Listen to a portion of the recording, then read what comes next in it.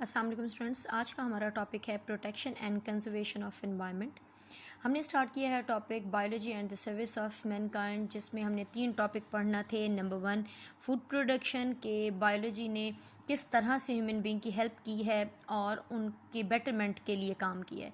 तो सबसे पहले फूड प्रोडक्शन के थ्रू। नंबर 2 ड्रग ट्रीटमेंट, जो कि बेटा हमने डिस्कस नहीं करना है क्योंकि ये हमारे स्मार्ट सिलेबस में इंक्लूड नहीं है। नंबर 3 और जो लास्ट टॉपिक है वो protection and conservation of our environment. तो सबसे पहले मैं ये बताती चलूँ कि जो इंडस्ट्रियलाइजेशन है, इंसानों ने इंडस्ट्रीज़ की फॉर्मेशन के थ्रू जो ह्यूमन बीइंग का लाइफ है, जो लाइफ स्टाइल है, जो स्टैंडर्ड है, उसको बहुत ज़्यादा रेज़ किया, बहुत ज़्यादा बढ़ाया है और उसके लाइफ स्टाइल को बेटर किया है। लेकिन एक तरफ जहाँ पर इंडस्ट्रीज़ डिफरेंट प्रोडक्ट के थ्रू हमें लग्जरियस लाइफ प्रोवाइड कर रही हैं, दूसरी तरफ वो हमारे इन्वायरमेंट को डिस्ट्रॉय भी कर रही हैं, हमारे इन्वायरमेंट में पॉल्यूशन भी क्रिएट कर रही हैं। जैसे कि जो इंडस्ट्री का वेस्ट होता है वो गैस की फॉर्म में भी होता है, वो धुएं से जो रिलीज़ हो रही होती हैं टॉक्सिक गैसेस। नंबर 2 और जब वो लिक्विड की फॉर्म में रिलीज़ होता है तो वो हमारे वाटर को पॉल्यूटेड कर देता है। जब गैस की फॉर्म में रिलीज़ होता है तो वो हमारी एयर को पॉल्यूटेड कर देता है। अगर वो किसी सॉलिड की फॉर्म में रिलीज़ है तो वो वाटर और सॉइल दोनों को ही पॉल्यूटेड कर देता है। तो जो इंडस्ट्रियल वेस्ट है वो अगर थोड़ा सा भी रिलीज़ होता फिर भी शायद उसका किसी हद तक हमारे इन्वायरमेंट पर इतना इफेक्ट ना होता इकोसिस्टम पर, लेकिन tons of industrial waste release होता है, यानी कि बहुत बड़े लेवल पर वेस्ट रिलीज़ हो रहा होता है, जो कि गैस की भी फॉर्म में है, लिक्विड की भी फॉर्म में है और सॉलिड की भी फॉर्म में। आप जिससे इफ्लुएंट्स भी कह सकते हैं। तो इफ्लुएंट्स क्या होते हैं बेटा, कि जो वेस्ट जब फ्लो कर रहा होता है, इंडस्ट्री का जो वेस्ट जब फ्लो कर रहा है तो वो इंजेक्ट होता है, वो कहाँ डाल दिया जाता है, हमारे इन्वायरमेंट में डाल दिया जाता है।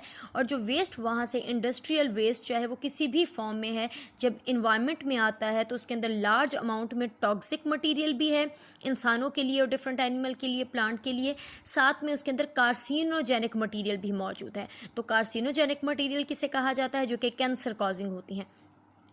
तो बच्चों, इंडस्ट्री का जहाँ एक तरफ एक एडवांटेज है कि हमारी बेटरमेंट के लिए एक एडवांटेज है, हमारी लग्जरियस लाइफ के लिए एडवांटेज है, दूसरी तरफ यही इंडस्ट्रीज़ और इनका वेस्ट हमारे इन्वायरमेंट को भी पॉल्यूटेड कर रहा है। लाइक एयर पॉल्यूशन हो रही है, वाटर पॉल्यूशन हो रही है और सॉइल पॉल्यूशन हो रही है। जिसमें यहाँ पर इफिलेंट्स की जो एग्जांपल है वो हम यहाँ पर ले रहे हैं हैवी मेटल्स, जैसा कि जो लेड है वो आपको पता है कि ऑटोमोबाइल यानी कि गाड़ियाँ जो होती हैं, जो व्हीकल्स होती हैं, उनमें से जो लेड है वो रिलीज़ हो रहा होता है। ये भी एक कार्सिनोजेनिक मटेरियल है। नंबर 2 क्रोमियम रिलीज़ होता है टेंड्री से, यानी कि जो चमड़ा बनाने के जो कारखाने होते हैं उनमें से क्या रिलीज़ होता है, उनमें से एक हाईली टॉक्सिक मटीरियल रिलीज़ होता है जिसे कहा जाता है क्रोमियम।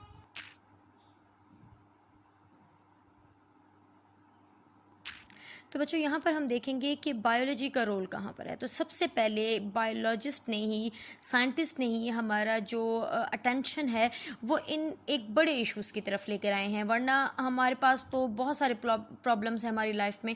तो इन्वायरमेंट के लिए एक कह सकते हैं अटेंशन लेना या उसकी तरफ हमारा ध्यान जाना बहुत ही ज़्यादा कम है। तो सबसे पहले तो बायोलॉजिस्ट ने हमारी इस तरफ अटेंशन लेकर गए हैं कि वाकई ही ये जो इन्वायरमेंटल पॉल्यूशन है ये हमारे लिए कितनी हार्मफुल है, और अगर ये इसी लेवल से बढ़ती रही तो एक टाइम वो आएगा कि अर्थ लिविंग ऑर्गेनिज़म को, या हमारा जो इन्वायरमेंट है वो लिविंग ऑर्गेनिज़म के लिए लाइफ को कभी भी सपोर्ट नहीं करेगा। तो सबसे पहले जो बायोलॉजी हैं या बायोलॉजिस्ट हैं उसने ये बताया है कि ये इन्वायरमेंटल पॉल्यूशन भी एक बहुत ज़्यादा हार्मफुल इफ़ेक्ट रखती है। नंबर 2, और साथ में ये बताया कि ये जो वेस्ट है, इंडस्ट्रियल जो वेस्ट है, उसका प्रॉपर ट्रीटमेंट होना चाहिए, प्रॉपर प्लांट लगाने चाहिए, और ये कंपलसरी कर देना चाहिए कि इस वेस्ट को सबसे पहले किसी दूसरे तरीके से, किसी भी तरह से डिगार्ड कर दिया जाए, या फिर इसका कोई ना कोई ट्रीटमेंट करके इसको लेस टॉक्सिक फॉर्म में कन्वर्ट किया जाए। Number 2 bio remediation. बेटा, ये लॉन्ग क्वेश्चन के साथ साथ बायो रेमेडिएशन एक शॉर्ट क्वेश्चन भी है। बायो रेमेडिएशन क्या है? रिमूवल ऑफ इन्वायरमेंटल पॉल्यूटेंट्स और toxic material by living organism. जितने भी इन्वायरमेंटल पॉल्यूशन हैं उनको ख़त्म करना, उनको इन्वायरमेंट से डिगार्ड करना, रिमूव करना, किसके थ्रू? किसी दूसरे लिविंग ऑर्गेनिज्म के ही थ्रू। इसकी एग्जांपल है बच्चों, इस टर्मिनोलॉजी को कहा जा रहा है बायो रेमेडिएशन, और इसके एग्जांपल है एल्जाई कैन एब्जॉर्ब हैवी मेटल्स। तो ये एल्जाई में नेचुरल एक कह सकते हैं कैपेबिलिटी है कि वो क्या करती है, एयर में से हैवी मेटल को एब्जॉर्ब कर सकती है। तो जहाँ पर भी हैवी मेटल्स हैं, चाहे वो इंडस्ट्रीज़ के इर्द गिर्द हैं, चाहे वो ऐसे बिजी रोड के करीब हैं जहाँ पर ट्रैफिक बहुत ज़्यादा है, जहाँ पर धुआं बहुत ज़्यादा है, वहाँ पर अगर हम एल्जाई को ग्रो करते हैं या लीचिन को ग्रो करते हैं तो हैवी मेटल्स को वो एब्जॉर्ब करके एयर को प्यूरिफाई कर सकती है। इसके अलावा बायोलॉजिस्ट ने ही ये बताया है कि हमारे इन्वायरमेंटल पॉल्यूशन का इफ़ेक्ट हमारी डिफरेंट स्पीशीज़ पर भी हो रहा है। जिस भी एरिया में आप कह सकते हैं पॉल्यूशन ज़्यादा होती है, वहाँ की जो स्पीशीज़ हैं वो इंडेंजर्ड हो जाती हैं। यानी कि इंडेंजर्ड स्पीशीज़ वो स्पीशीज़ जिन्हें इस दुनिया से ख़त्म होने का ख़तरा है, जिसे जो ये स्पीशीज़ एक्सटिंक्ट हो सकती हैं, बिल्कुल ख़त्म हो सकती हैं। जैसा कि डायनासोर की एग्जांपल है, वो एक्सटिंक्ट हो गए हैं, ख़त्म हो गए हैं। तो बाकी भी बहुत सारी ऐसी स्पीशीज़ हैं जो ख़तरे में हैं कि वो इस दुनिया से कम्प्लीटली डिस्ट्रॉय हो जाएंगी या ख़त्म हो जाएंगी। ऐसी स्पीशीज़ को कहा जाता है इंडेंजर्ड, जिसकी एक बेटा बहुत बड़ी एग्जांपल है वाइट टाइगर है। इसके अलावा जो डॉल्फिन है वो ख़त्म होती जा रही हैं। तो ये किस लिए ख़त्म हो रही हैं? जब इन्हें प्रॉपर इन्वायरमेंट नहीं मिलता, इन्वायरमेंट पॉल्यूटेड है, जब इन्हें प्रॉपर इन्वायरमेंट नहीं मिलता तो वो स्पीशीज़ ख़तरे में आ जाती हैं।